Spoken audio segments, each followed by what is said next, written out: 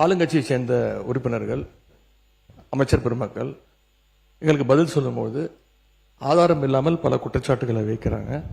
ஆனால் நீங்கள் அதையெல்லாம் அவை குறிப்பிலிருந்து சரியாக நீக்கிடுறீங்க. இன்னும் சொல்ல போனால் சட்டமன்ற வரலாற்றிலே இதுதான் முதல் முறையாக எதிர்க்கட்சி உறுப்பினர்கள் பேசுவதை விட ஆளுங்கட்சி உறுப்பினர்கள், அமைச்சர் பெருமக்கள் பேசுவதையெல்லாம் நீங்கள் தான் முதலாக அவை குறிப்பிலிருந்து நிறைய எடுத்திருக்கிறீங்க. அந்த வரலாறு நீங்கள் படைச்சிருக்கிறீங்க. அதற்கு எங்களுடைய வாழ்த்துக்களை தெரிவிச்சுக்கிறோம். இப்போ இந்த அவை நிகழ்ச்சியெல்லாம் நீங்கள் லைவ்ல எல்லாமே போயிட்டு இருக்கு. கேள்விகள் நாங்கள் கேட்டால் நாங்களே ஆச்சரியப்படுற அளவுக்கு, அதிசயப்படுற அளவுக்கு பதில்களையும் கொடுக்குறாங்க. கேள்வி கேட்டால் பதில் சொல்லலாம். இப்போ பாட்டெல்லாம் வேற பாட ஆரம்பிச்சிட்டீங்க. எங்களுக்கே சில நேரம் சட்டமன்றத்துக்கு வந்திருக்கோமா இல்லை சூப்பர் சிங்கர் நிகழ்ச்சிக்கு வந்திருக்கோமா அப்படின்னு சந்தேகப்படுற அளவுக்கு இங்கே பாட்டு நிகழ்ச்சிகள்லாம் நடந்து கொண்டிருக்கிறது. நீங்கள் அவை குறிப்பிலிருந்து நீக்கிடுறீங்க.